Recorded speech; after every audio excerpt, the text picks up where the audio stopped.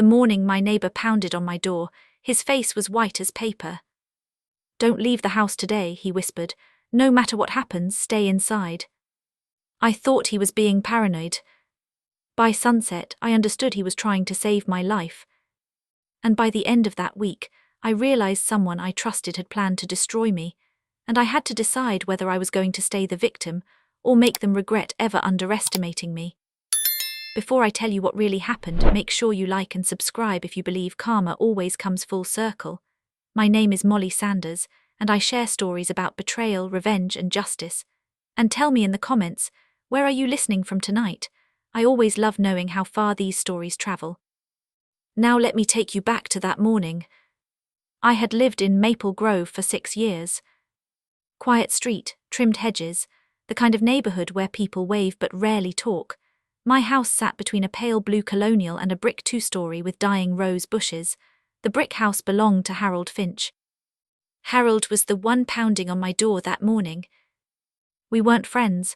We were the polite kind of neighbors who exchanged nods while grabbing mail. He was in his late 60s, always wore suspenders, watched everything through the slit in his curtains. That morning he looked terrified. I opened the door in my robe, still groggy. "Harold, is everything okay?" He glanced over his shoulder like someone might be watching. His breathing was shallow. "You need to stay home today," he said. "Call in sick, cancel whatever you've got, just stay inside." "Why?" I asked, half amused. "Is there a storm coming I don't know about?"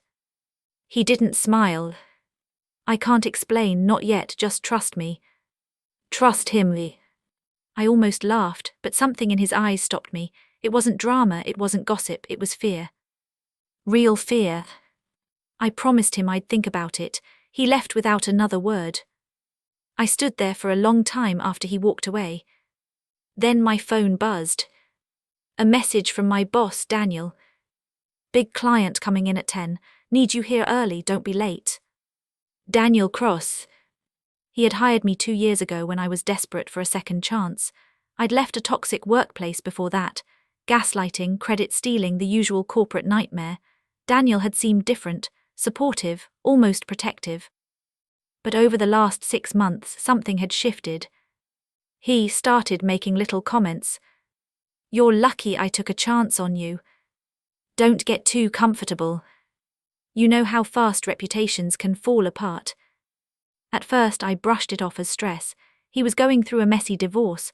The office gossip machine was relentless. Still, something felt off. And now Harold's warning echoed in my head. "Stay home." I stared at myself in the mirror while brushing my teeth. My chest felt tight, like the air in the room had thickened overnight. What if he was right? What if something was about to happen? But I couldn't afford to skip work. I was up for promotion. That client meeting was crucial. So I left. And that was my first mistake. The office lobby felt different when I walked in. Too quiet. Conversations stopped when I passed. A few coworkers avoided eye contact. One of them, Tasha from HR, looked at me with something close to pity. My stomach dropped. Daniel called me into his office at 9:45. He didn't offer me coffee, didn't smile. He slid a folder across the desk. "Care to explain this?" Inside were printed emails.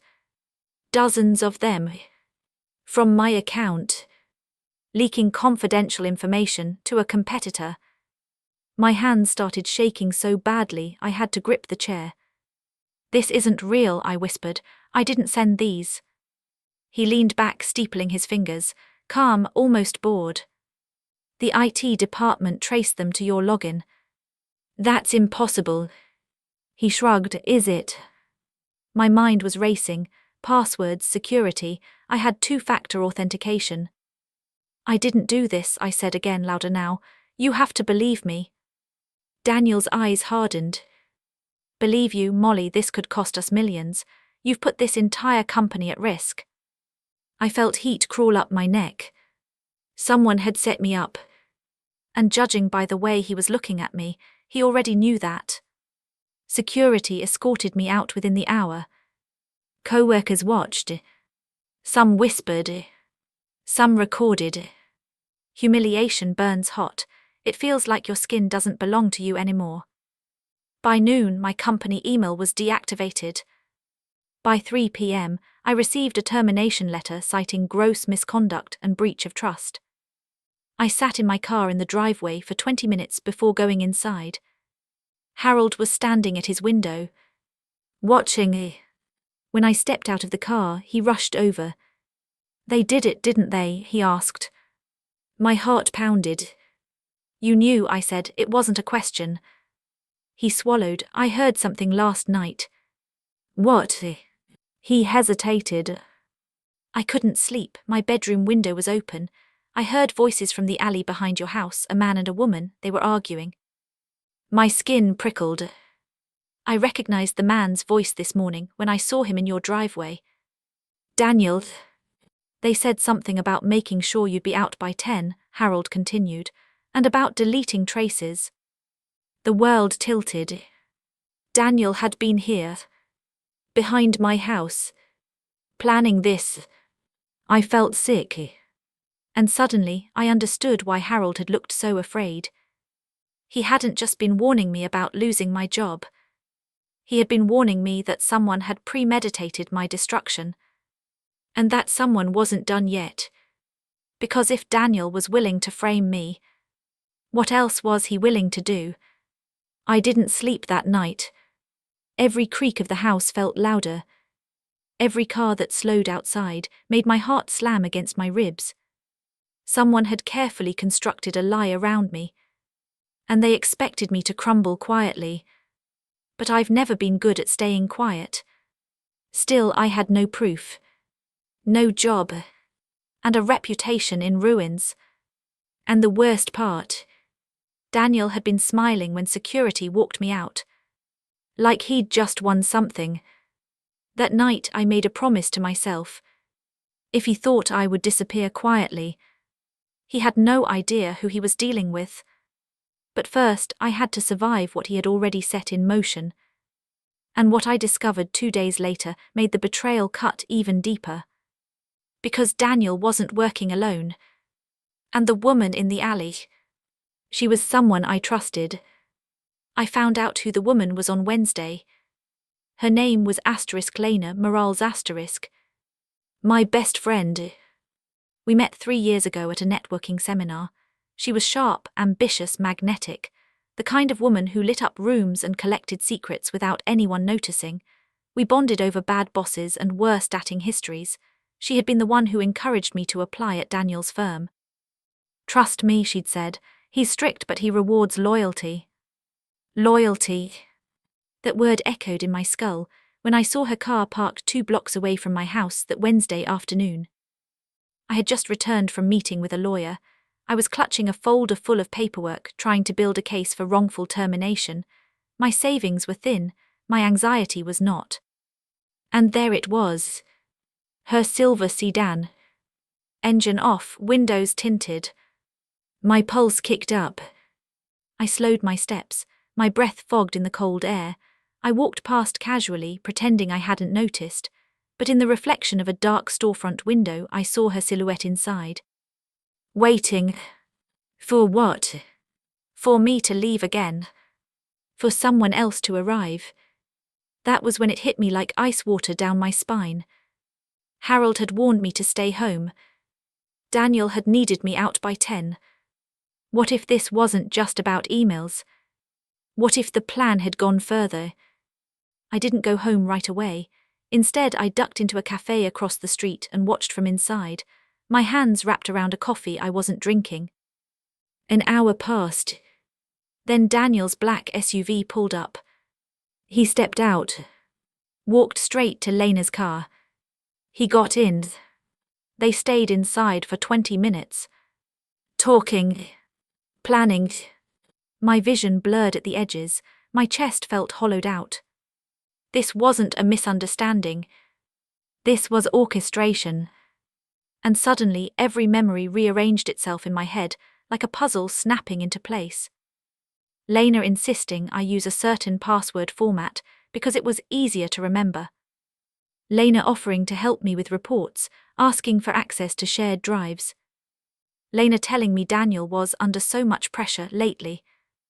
I had handed her pieces of my life, and she had handed them to him. When Daniel got out of her car, he looked relaxed, satisfied, like a man whose plan was unfolding perfectly. I felt something inside me crack. Not loudly, not dramatically, just a quiet shift. The part of me that wanted to cry began to harden. But first I needed to understand how deep this went. The next week was a slow descent. My lawyer warned me that proving digital sabotage would be difficult without hard evidence. The company had already circulated an internal memo labeling me a security risk. My phone stopped buzzing. Friends grew distant. I saw a former coworker at the grocery store. She turned down another aisle when she noticed me. Shame is a heavy thing. It settles into your shoulders, makes you walk smaller. But beneath the shame, anger simmered. Every night I replayed that image in the cafe window, Daniel and Lena together. Why? Money, promotion, revenge. Then I remembered something else. 2 months earlier, Daniel had asked me to work late on a proposal. We were alone in the office, the lights dimmed, the city glowing outside the windows. He had stood too close. "You know," he'd murmured, "you're one of the few people I trust." His hand had brushed my lower back. I stepped away. "I'd rather keep this professional," I said. He smiled, but it didn't reach his eyes. After that he became colder, more critical, more distant. And Lena. She had asked me about it the next day. What happened after everyone left, she'd pressed too casually. I had laughed it off. Now I understood. This wasn't just corporate sabotage. It was punishment. I had rejected him, and he had decided to erase me. The realization made my skin crawl. And then something worse happened. Friday morning I woke up to the smell of smoke. Panic shot through me. I ran downstairs. My kitchen window was shattered. Ash covered the counter. Someone had thrown something inside. A Molotov cocktail. The fire had died quickly, probably because it landed in the sink, but the message was clear. Stay quiet. Or else. My hands trembled so violently I could barely dial 911. Police came, took photos, asked questions. Any enemies? The officer asked. I hesitated. Yes, but none I could prove. Harold stood on his lawn watching everything, his jaw tight. When the officers left, he approached me. They're escalating, he said quietly. You knew it could go this far? I asked. He looked guilty. I've lived on this street for 30 years. I recognize men like him. Men like him. Predators who smile in boardrooms and destroy in shadows. That night I didn't feel scared. I felt cornered. And something dangerous happens when you corner someone who has nothing left to lose. You force them to stop surviving and start calculating. I pulled out my laptop. Not to search for jobs, but to dig. If Daniel and Lena thought I was broken, they were about to learn I was observant, meticulous, and very, very patient. I began with small things. Archived emails, metadata, shared cloud logs.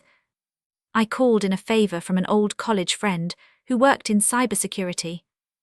Quietly, off the record. I just need to know if someone could spoof login credentials, I told him. He didn't ask many questions.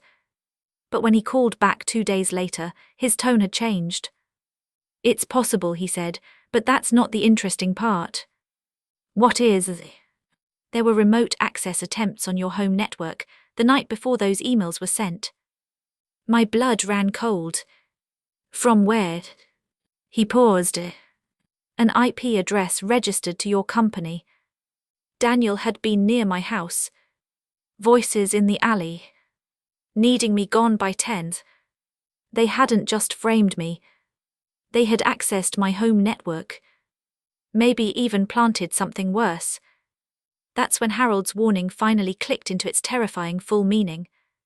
Stay home that morning. Because if I hadn't left, I might have caught them inside. Inside my house. Inside my life. And maybe that Molotov cocktail wasn't meant as a warning. Maybe it was Plan B. I sat in the dark that night, staring at the flickering kitchen light. They had tried to ruin my career. They had tried to intimidate me. And they had possibly tried to destroy my home. They thought fear would silence me. They were wrong. Because now it wasn't about clearing my name. It was about dismantling theirs. But revenge isn't loud at first. It's quiet, strategic, and it starts with patience. And I had just found my first real thread to pull. And when I pulled it, everything began to unravel. The moment everything changed wasn't dramatic. There was no thunder, no confrontation, no cinematic revelation. It happened quietly at 2:17 a.m. with the soft glow of my laptop lighting up my living room. And a single file. My cybersecurity friend Ethan had called earlier that evening. I shouldn't be doing this, he said, voice low, but I pulled something from the network logs before they locked everything down. My pulse had started racing immediately. What did you find? A hidden remote access program, he replied, installed on your home router. It's designed to let someone monitor traffic, capture keystrokes, and inject data into connected devices. My stomach dropped. So they could see everything I typed. Yes, he said, passwords, emails, even two-factor codes if they intercepted them in real time. The room felt suddenly smaller. They didn't just frame you, Ethan continued quietly. They built a digital tunnel straight into your life. I closed my eyes. That meant they had been watching. Watching my habits. My routines. My vulnerabilities. And then Ethan said something that made my heart slam. There's more. My throat tightened. What? The software wasn't deleted properly. Whoever installed it left fragments behind. Fragments. Digital fingerprints. Can you trace them? I whispered. There was a long pause. I already did. My breath caught. The installation was initiated from a company-issued laptop, assigned to Lena Morales. For a moment I couldn't breathe. It felt like someone had driven a nail straight through my chest. I had expected betrayal, but seeing it confirmed hurt in a way I wasn't prepared for. I thought back to sleepovers at her apartment, wine nights, the way she hugged me after I left my last toxic job. All of it now felt like scenes from a lie. I didn't cry. I didn't scream. Something colder replaced those emotions. Clarity. Because now, for the first time, I had proof.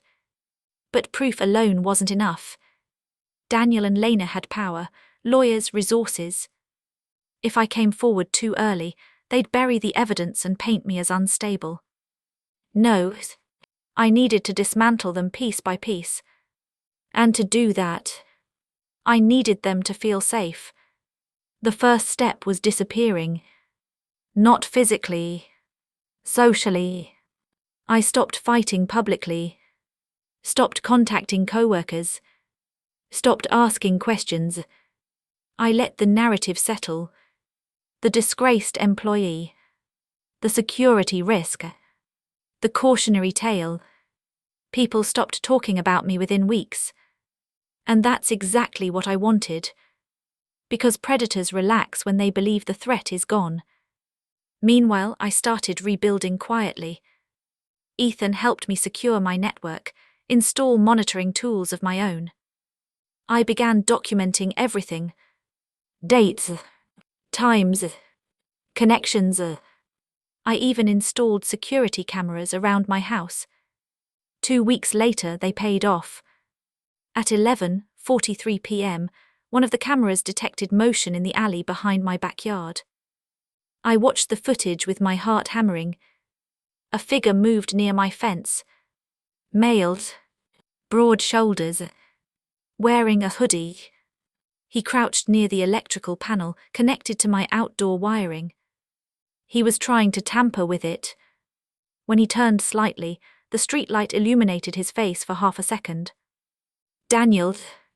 He was trying to sabotage my house again. That footage became my second piece of leverage.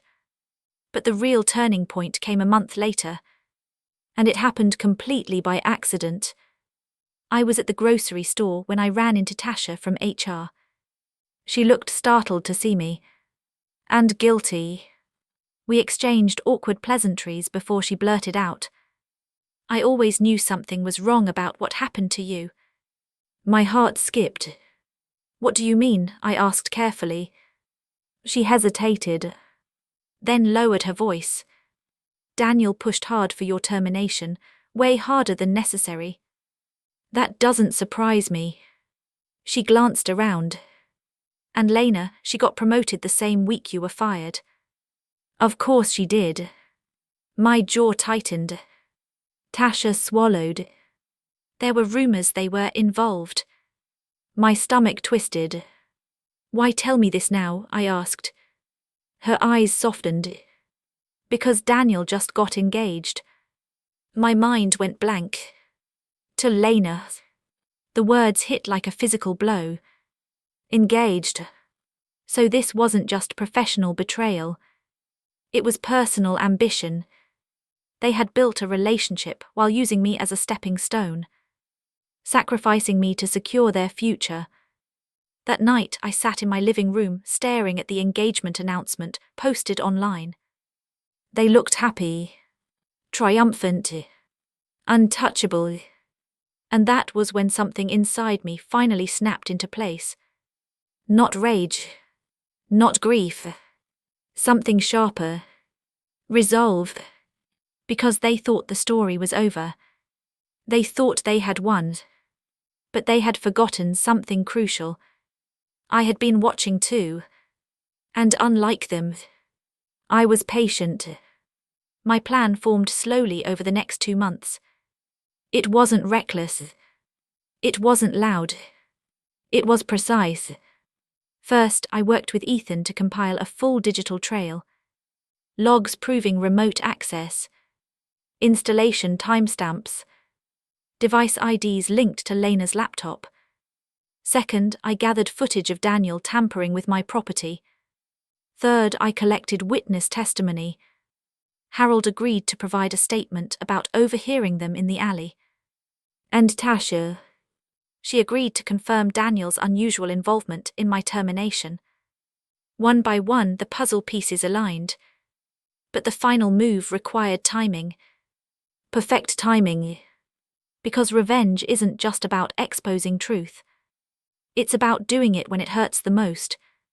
And when I learned the date of their wedding, I knew exactly when that moment would be.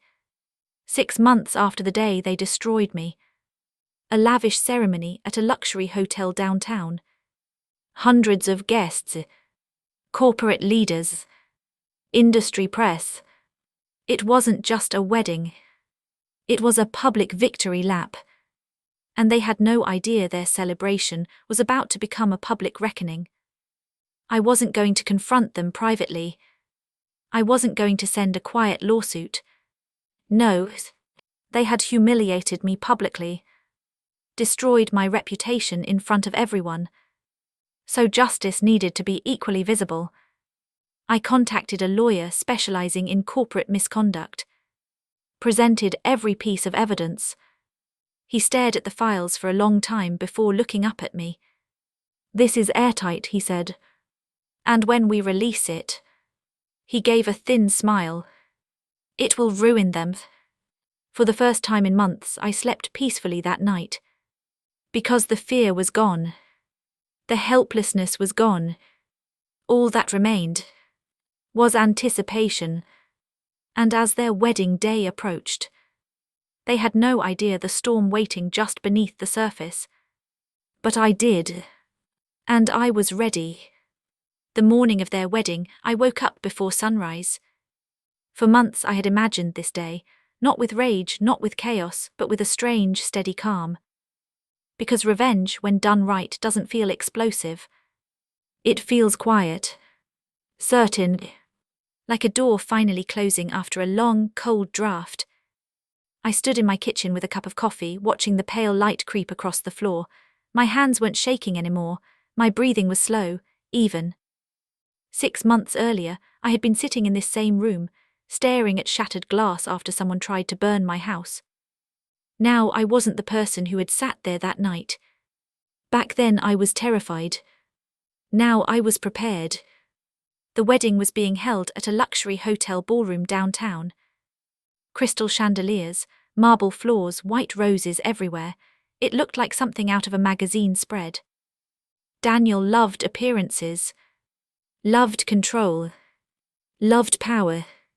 And today, he thought he had all three. I arrived early wearing a simple navy dress. Nothing flashy, nothing dramatic. I didn't want attention. I wanted precision. No one stopped me at the entrance. I blended easily among guests. After all, many of them recognized me. I caught the flicker of surprise in their eyes. The whispers started almost immediately. Isn't that?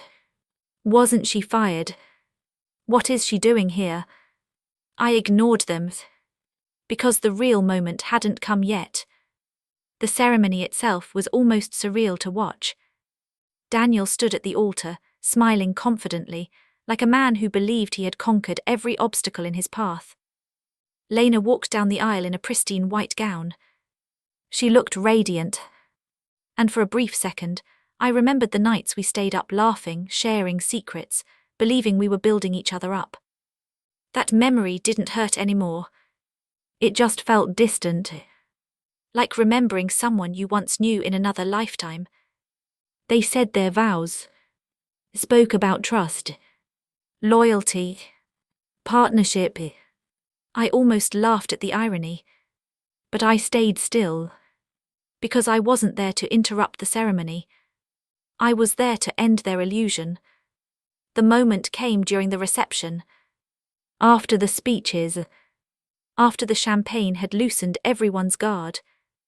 Daniel took the microphone, beaming. He began thanking guests, talking about new beginnings, about overcoming challenges in the past year. And that's when I walked forward. I didn't rush.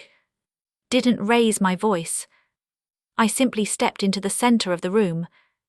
Daniel, I said calmly. The entire ballroom fell silent. He froze.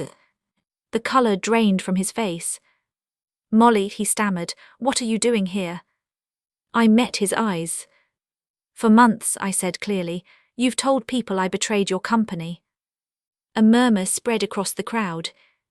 I continued, steady and controlled. Today I'm here to tell the truth. Lena's face went pale. Daniel tried to laugh it off. This isn't the time. It's exactly the time, I said. Then I nodded toward the back of the room. My lawyer stepped forward. He carried a folder. And a portable screen. Within minutes the screen was set up. And the evidence began to play. First came the digital logs. Clear proof of unauthorized, remote access into my home network. Installation timestamps tied directly to Lena's company laptop. Gasps filled the room. Lena's hands trembled visibly. She tried to speak, but no words came. Then came the security footage. Daniel caught on camera late at night, tampering with my electrical panel. A collective shock rippled through the audience.